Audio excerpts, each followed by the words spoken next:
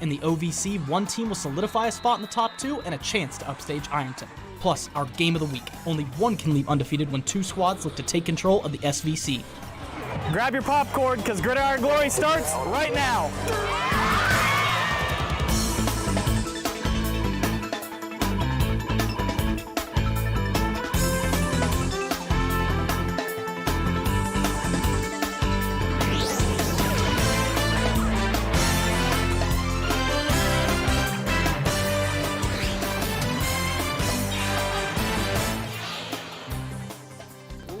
These title races are heating up.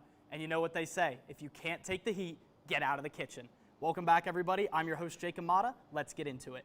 5 Showtime games in the rundown tonight, and as always, we round out the show with our game of the week, Unioto and Zane Trace. Of course, 4 more games covered on our digital platforms. You'll have to follow along online or stay tuned for a sneak peek. Joining me, as always, are our senior reporters, including the talented Jack Demler. Thanks, Jacob. In addition to these games, I'm excited to share the story of one SOC community that's come together to support a family. But first, we welcome senior reporter Chloe G. Workman, who is reporting live from the field. Thanks, guys. We saw yet another OVC showdown. Now, we've been hyping up this game for a couple of weeks now, and it did not disappoint. Gallia Academy and Cole Grove. Now, this game was key in terms of an OVC title race, but before we get into that, things have been a little shaken up across the conference the last 2 weeks. Seems to be the case, Chloe. Both of these teams have been dark horses in the OVC all season.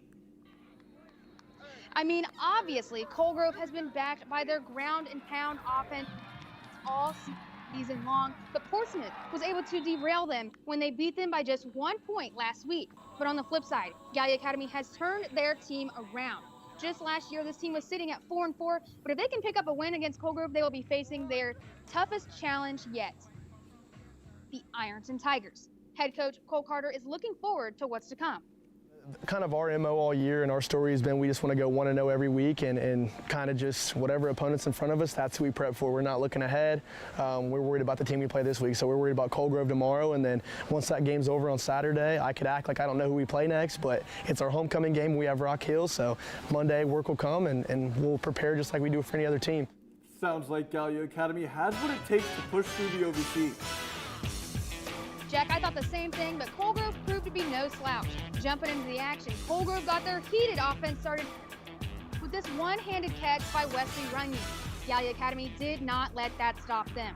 After a huge kickoff return, Hudson Shamlin found the end zone with ease, but Chase Hall turned around and did what he does best, finding the end zone. But don't think that got those Blue Devil spirits down, because quarterback Brody Leward takes this one in himself. Now it's neck and neck, but watch this clutch catch from Kenyon Franklin to keep the Blue Devils alive. The two teams continued trading touchdowns, but ultimately it came down to this, a failed 4th down attempt, and Gallia held on to it till the clock reached 0.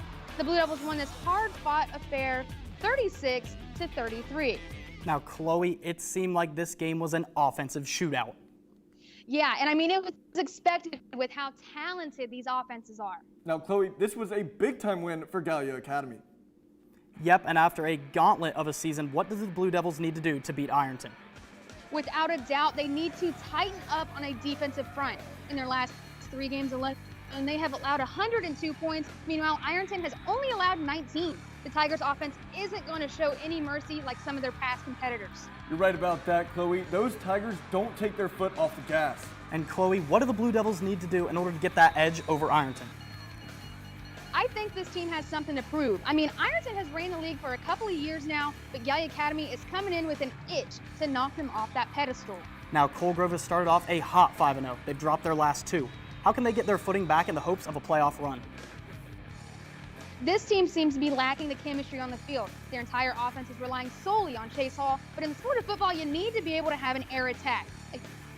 Against Portsmouth, Cole Grove had only 30 yards in the air. On the flip side, their defense isn't as developed as some of these other big, mean teams. If they want to make a real run, they have to get things together. Ironton will see both of these teams in the next 2 weeks. Cole Grove next week, and Gallia Academy in week 9. We will see who can step up to the challenge. Thanks for the great work, Chloe.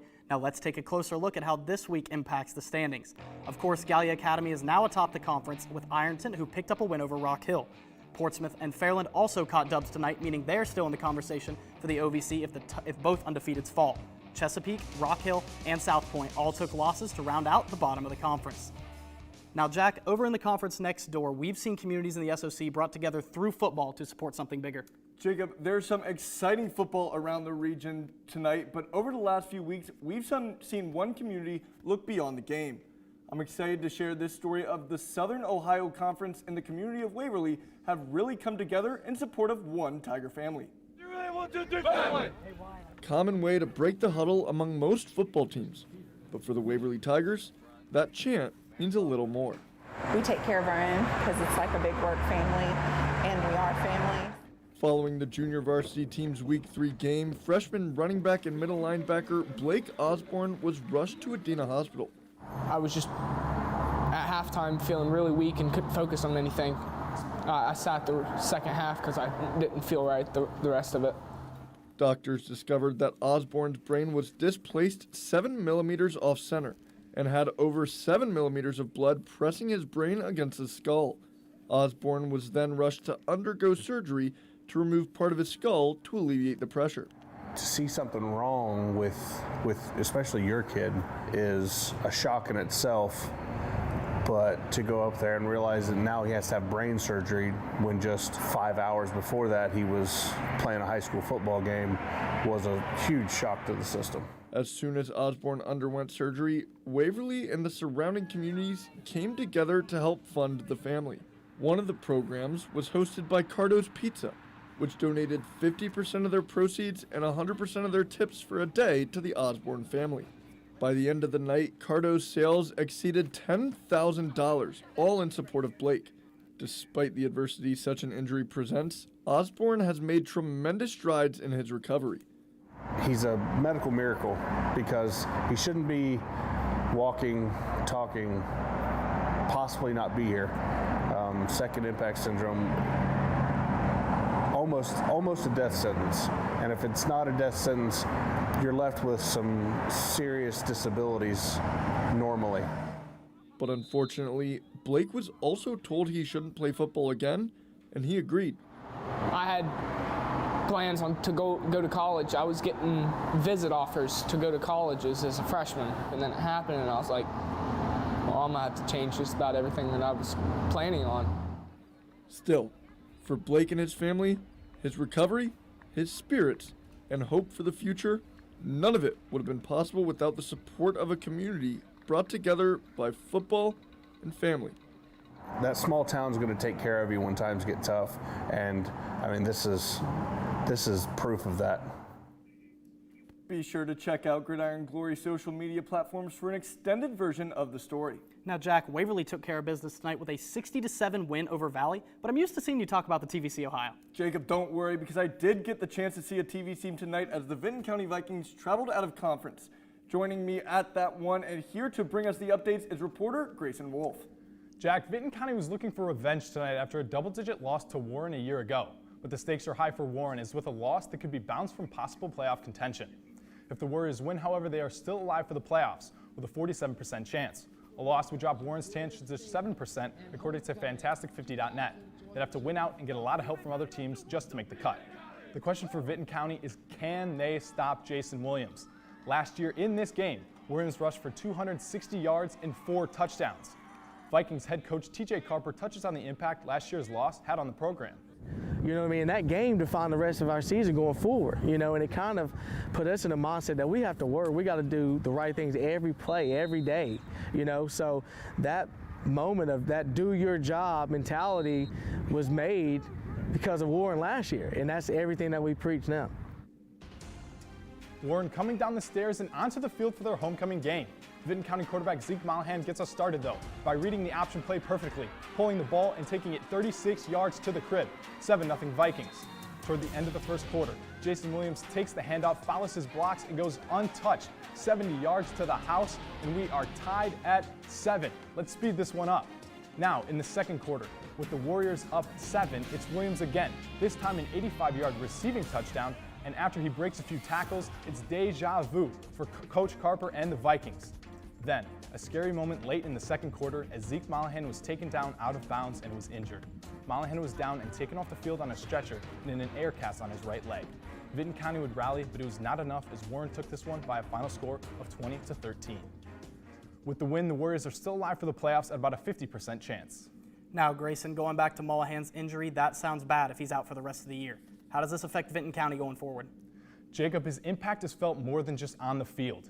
He's a captain. He's a senior. This is the guy for the Vikings. Many players, coaches, and fans were all shaken up at this. All the players came over to give him well wishes as he was taken off the field.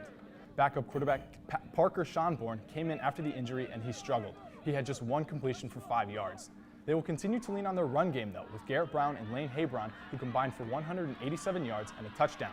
Now, over to Warren's side, we highlighted Jason Williams before the game. Run me through his stat line tonight. Williams was great again tonight. He finished with 197 total yards and 2 total touchdowns. Williams was just too much for that Viking defense. Thanks for the great work, Grayson. Hey, by the way, the fan base frenzy is rolling along as teams face off across the 740. We're looking for the best culture, the best community, the best fan bases. 32 teams remain after round 1. The competition is only going to get better from here. The voting continues on our Instagram at 6:30 p.m. on Monday and Tuesday for both sides of the bracket, so make your vote count. Now, on to the other side of the TVC. In the Hawking, we've had a crucial matchup for the conference title race. Hawking reporters Cameron Knupp and Haley Hollinger join me to talk about tonight's matchup and what it means for the Hawking. Yeah, Jake, both Trimble and Eastern really needed this win tonight. That's right, Haley. The Eagles came into tonight's matchup having not defeated Trimble since the year 2000. And they've been outscored by an average of 37 points per game in those last 20 matchups. With the win this week, they would not only exact revenge, but they proved they are here to stay as a team to be reckoned with in this league for years to come. And we would also keep the Eagles in the title race, giving them a 1-1 conference record. Cam, this Trimble team's 1-5 so far this season, but they've been historically dominant. And in their matchup against Southern last week, they proved that they can bring competition to the Hawking by fighting until the end and winning out. And they look to do the same tonight against this Eastern squad. Yeah, we skipped to the middle of the first quarter. Trimble forced a punt, but it's a bad snap, and the Eagles are all over it. A few plays later, Eastern gives it to their workhorse. Riley Barrett gets around the edge and gets to the pylon for the touchdown. It's 6-0 Eastern. Later in the first, Trimble's Brandon Burdett lets it go for Max Frank, hits him in stride for the 80-yard touchdown, and it's tied at 6. This kid's got an arm, Haley. Cam, he sure does, but Eastern didn't lose a drop of momentum. That's right, Haley. End of the first quarter, it's now 13-6. Eastern does what they do best. That special teams does it again. Cam Smith rips it right out of the hands of the Trimble returner and brings it all the way to the house. And the Eagles knew the importance of this game. They got the job done. Final score, 27-14 Eastern. Yeah, Haley, and really the big thing tonight was those turnovers. Trimble came in to tonight with only 10 less rushing yards in Eastern, but they did have those 5 turnovers, and that was really the difference. Yeah, Cam, and 299 total offensive rushing yards may not seem like much, but most of those were gained by Riley Barrett. Yeah, Riley is that guy for the Eagles, but let's not forget about that production that they got from special teams today. They made 2 huge plays on Trimble punts, and that was 14 points for them. It's a huge swing. No, you're absolutely right, and the most insane part about this is that Eastern hasn't gained victory over Trimble in 22 years. Yeah, Haley, and this was a big one. It keeps them at 1-1, keeps them in that conference race. They now need Trimble, ironically, the team they beat tonight, to take care of business against Waterford in that Week 9 matchup to force a 3-way tie at the top. And Cam, you said it just right. Ironic indeed. Eastern has one, Trimble has one. Who's going to give Waterford their one? Maybe it's going to be Trimble in Week 9, but this Tomcat team has some things that they're going to need to improve to make that happen. Yeah, Haley, but let's not pretend like this is just a 3-horse race. South Gallia and Southern are nipping on these 3's heels. South Gallia came into tonight. They've been playing great. They came in winners of 4 in a row. Trimble had a tough game against Southern, so those 2 can play too. They might have a say in this thing. You're absolutely right. This conference can still bust wide open. South Gallia and Southern have been playing great. If they keep playing with that passion and heart, we could see a crazy league. That's right, Haley. As far as the playoff picture goes, Eastern is pretty much in. Right now, they're at the 6th seed, but if they continue to play the way they have been, keep running the ball, they can move up all the way to 2. Absolutely. Riley has 566 yards so far this season, and Yonker has 411. Let's see what they can do. And next up, we have Trimble at Belpre, and that's going to be at home. And Eastern and South Gallia are also going to be home for Eastern. That could be anybody's game. You know, guys, and somehow it's still anyone's guess as to who can win this title. Thanks for the great insight. And hey, it may be a historic win for the Eagles, but the fans saw it coming. 62% had faith in this much improved Eastern roster. To make your vote count, head over to Instagram every Thursday night and lock in your weekly predictions. Now, in the NBL, 2 underdogs have arisen atop the conference tonight. They battle for control of the title, and the odds were in New Lexington's favor. All right, let's see if you put your faith in the correct team. NBL reporter Bryce Tinson joins us to break down all the action that went down in Morgan County. Mata, these two are the front runners right now in the NBL small division. If I'm correct, this is the best season in recent memory for both sides. You've been brushing up on your NBL history. Last time New Lex won the title was 2004. When Morgan was last on top, I wasn't even born yet, so it's safe to say this is uncharted territory for either team. Okay, Bryce, but what can you tell me about these two workhorses at running back? In my opinion, these are two of the best running backs in this conference. Carson Copeland for Morgan, Hunter Rose for New Lex are straight up dudes. Copeland this season is averaging 123 all-purpose yards a game and 6 total touchdowns on the season. Rose is up to 147 all-purpose yards per game, and he's averaging an absurd 2 touchdowns a game for that Panther offense. The stakes were high for tonight's matchup, and both teams knew they had to bring their A game. Whoever controlled the ground was going to control the game. That was evident early as on the 4th play of the game, Hunter Rose finds the seam and hits it, untouched for 25 yards. Another Rose score, the New Lex defense steps up, forcing a 3-and-out punt. Very next play, Rose said, "I've got this." Breaks arm tackles, gets north and south. You're probably thinking, how does he even score here? Well, a convoy of lead blockers definitely helps, and check out that cutback right there. Hunter Rose 20, Morgan nothing. 4th drive of the game for the Panthers, and they're looking for TD number 4. It's number 12, Lucas Ratliff, escaping the rush on the run. That's a frozen bullet. How can you forget to cover Tatum Toth? 26-0 Panthers. Morgan would find the end zone just before the half to cut into the lead, but they couldn't fight their way back. New Lex wins 40-23. Now, Bryce, we talked about the running backs a minute ago, but it just seems like Rose had the bigger impact. It was no surprise to see both of these guys have a heavy dose of touches. However, one team came prepared to stop the run a little bit better than the other. It's a pick your poison when playing New Lex. Stack the box to stop the run or play a lighter front to stop the pass. Morgan chose the latter. They countered the spread look with a 3-man front, which allowed the New Lex line to control the line of scrimmage and get to the next level. All Rose had to do was break a tackle. Defensively, New Lex played a 5-man front, committing to the run, and it worked. It took Morgan 5 drives to just get anything going. Now, we've got some more clarity in the small school, but it's not over yet, right, Bryce? No, not technically. The path for New Lex is clear, but it's a long shot for Morgan. They'll need to win out starting next week against a gritty West M team and then get some New Lex losses on top of that. But it's not just about winning the conference, though, right? No, we're going to talk about some playoffs, too. New Lex was the 7th seed in Division 4 Region 15 coming into this one, and as long as they keep winning, they should be good. For the Raiders, they have a chance to make the playoffs for the first time since 2000, but after 2 consecutive losses, they don't have much wiggle room. They'll need to be playing their absolute best the rest of the way if they want to be one of those lucky 16 teams. Thanks for the great work, Bryce. And with that, the Panthers are in control of their own destiny, went out, and the NBL small title is theirs. It may take a miracle for Meadowbrook or Crooksville to knock off New Lex, but if they do, the winners of next week's West M and Morgan game will share a piece of that crown. Of course, we still have Game of the Week ahead, but there is still some action to break down. For that, Jack Demler is over in the red zone to give us a sneak peek at our digital games. Jacob, we have seen some great matchups that set the stage for conference title games, and the same is true for our 4 digital games we saw tonight. And we start with a rematch of last season's Buckeye 8 South title game between Bel Air and St. Clairsville, and this year the stakes are just as high. The Red Devils exploded in the second half after going into the locker room tied 7 apiece. Jacob Walker led the way for St. Clairsville, finding the end zone 4 times as the Red Devils went on to win 33-14. And with this win, St. Clairsville is in the driver's seat for the title. Next week, they take on Union Local, but in a shocker tonight against Cambridge, the Jets have suffered their first loss of the year. The Bobcats move up to second place with the win, and Bel Air is trailing just behind. Next, we head to Licking Valley, where their high-powered offense matched up with a daunting Watkins Memorial defense. They've only allowed 14 points in their last 3 games. And on Watkins Memorial opening drive, Brody Lee takes it 73 yards to the house, just one of his 2 tutties of the night. That defense would continue their success to bring the Warriors their first winning record since 2016.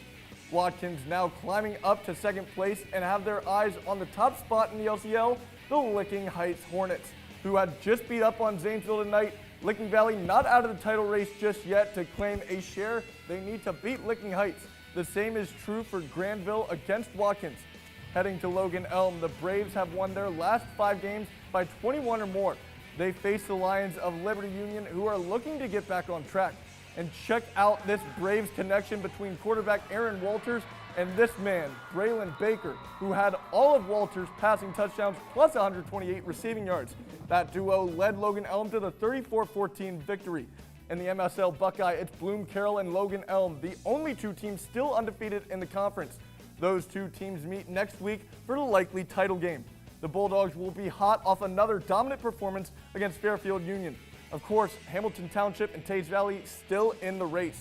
And finally, we saw Chillicothe, a team that just entered the AP state rankings, play host to Miami Trace. But the Panthers came in and went to war, ultimately sending the Cavaliers to overtime.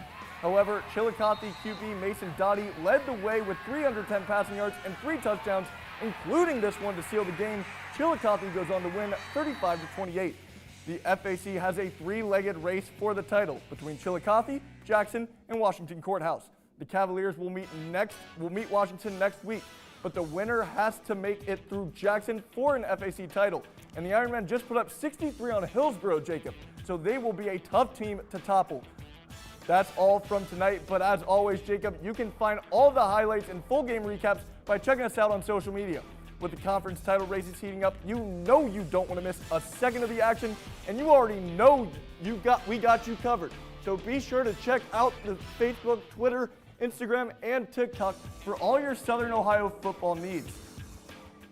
Jacob, it's a wild week of action, and the stages are getting set for some major title matchups. You're right, Jack, and speaking of title implications, now it's time for our game of the week, and it's a big one tonight.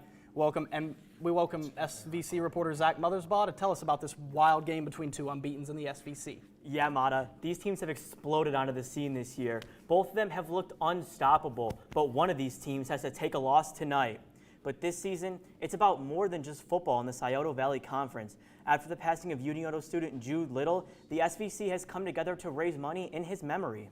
Unioto student Jude Little passed away in January of this year from vascular Ehlers-Danlos. In his memory, his family created the Jude Little Memorial Foundation to raise money for scholarships to give to kids in the Scioto Valley Conference.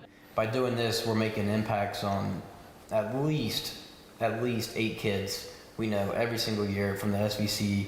The goal is to raise $8,000 to give a $1,000 scholarship to one kid in every school in the SVC.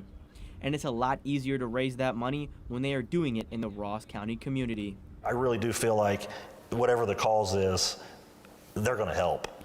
And for someone like Jude. But you have to credit Jude for the kind of person he was. You know, if the community's seen that, you know, the impact that he had in such a short time, it still blows my mind to this day how far he reached. As far as his reach was, it was the people directly around him that he impacted the most.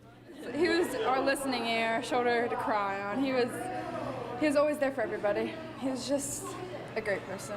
And just going through sports with him and stuff, he just taught me a lot, his character and just his attitude and all the life lessons he taught me. On Sunday, all these people gathered at JC Public Golf Course for a golf outing to raise money for the Jude Little Memorial Foundation. The cost for each team to participate was $240, and companies had the chance to donate $100 to have their company name and logo on a sign near the tee box. It was really early August before we even decided to open up like registration, and so we only had about 6 weeks. People were telling us, "You guys are nuts, it's never going to work." We filled the teams in like 12 days. It was less than 2 weeks. It was insane. So there's going to be people fighting to get into this thing every year. This showing for the outing wasn't the only time the Little family was shown overwhelming support. Right after Jude passed, for 2 months, we had stuff delivered to our door. I mean, millions of dollars worth of Olive Garden were at our house when we got back the very first day. But through all this, Mike and Isaac know that Jude would be opposed to all the attention that he is getting, because that's just the kind of person he was. He just didn't really like having the spotlight on him. So he would definitely be uncomfortable right now. I mean, he definitely wouldn't like all this going on, but it's happening. SVC teams may be rivals between the lines, but it's times like this they are all brought together to form one tight-knit community. And tonight, 2 schools from that community came together to enjoy a game between 2 of the best the SVC has to offer. Absolutely. This game is huge for both teams, and they were looking to put on a show. But after so many weeks of running teams over, a close game just isn't easy. Fortunately, both teams have one of the most important qualities to play in a close game, a good rushing attack. The Pioneers have the very reliable Daniel Barnhart, who's a workhorse back, while the Shermans boast a backfield of at least 3 reliable rushers, the most notable of those being Matt Griffin, who at 6'1", 215 can run a defense out of a game. The most successful rushing team should put themselves in the driver's seat of the SVC, but with one surprise team right on their heels. As these 2 teams take the field, 2 fiery crowds look to energize these teams to stay in the win column. In a game of 2 AP state-ranked teams, it starts off a little sloppy for the Shermans with 2 straight fumbles to open the game. After the second one, Carter Langley makes them pay for it, taking QB keepers through the gap and into the end zone to open up the scoring. Following the fumbles, Unioto looks to the passing game, and that means Maddox Fox. Newton Hoops drops one right in the bucket to Fox to flip the field, when the combo would connect a few plays later on a quick screen for the touchdown. Now tied at 14. The hoops connection from Newton to Blake sets Unioto up for this short Matt Griffin touchdown before the half. That was put Unioto up at the half, but Zane Trace would find their footing, scoring 2 straight and stopping Unioto at the end of the game to take this one and the 1 spot in the SVC. Now, Zach, you mentioned a surprise team on their heels. Tell me who that is. Jacob, despite losing 2 of their first 3 games, the Paint Valley Bearcats are undefeated in conference play. Those first 2 losses, one of them was to Washington Courthouse, a D3 team, and the other one was to West Jefferson. So a lot of people forgot about them earlier in this season, but they are back. They are undefeated, as we said, in the conference, and they've been blowing out teams, just like Unioto and just like Zane Trace. And after blowing out all their opponents, that was great, but how did they look in battle? Well, to start it off, the crowd was electric, so the crowds were certainly ready for this one. But early on, there was a couple of mishaps from both teams. I said the few fumbles from Unioto, and Zane Trace also had trouble fielding a kick. It was a pooch punt, not even a non-side kick, that Zane Trace couldn't pick up, and Unioto took that ball, but after that, they had plenty of explosive plays. Unioto's got a great passing game. We've seen Maddox Fox, we've seen Blake Newton, and they rolled again tonight. And Zane Trace had the ground game going again like crazy. They don't pass the ball a lot, but they do get it done on the ground. And after this long-awaited game, what do these teams need to do moving forward? Well, they need to clean up those struggles. For Unioto, they need to stop that run game. But Maddox Fox looks like a world beater, and Zane Trace can't give up those big, clean plays. They need to be able to cover on the back end. Zane Trace now has great position to take the SVC title outright, but they still have 1 team standing in their way. We mentioned those Paint Valley Bearcats, who defeated the Huntington Huntsmen by 12 points tonight. However, Adena, Piketon, Southeastern, and Westphal are all going to need a lot of help to get back in the race, but anything is possible, so don't count them out just yet. We'll see how this shakes up for the rest of the way, especially in the SVC and especially for these top 3 teams. For sure. Thanks for the great work, Zach. Well, that does it. That's all the time we have with you tonight. But for recaps, photos, and highlights, check us out on Twitter, Facebook, Instagram, and social media. And for written content at woub.org/ears. And check out our new podcast, Beyond the Lights, on SoundCloud for some more stories. And remember, there's nothing better than Friday nights and Gridiron Glory.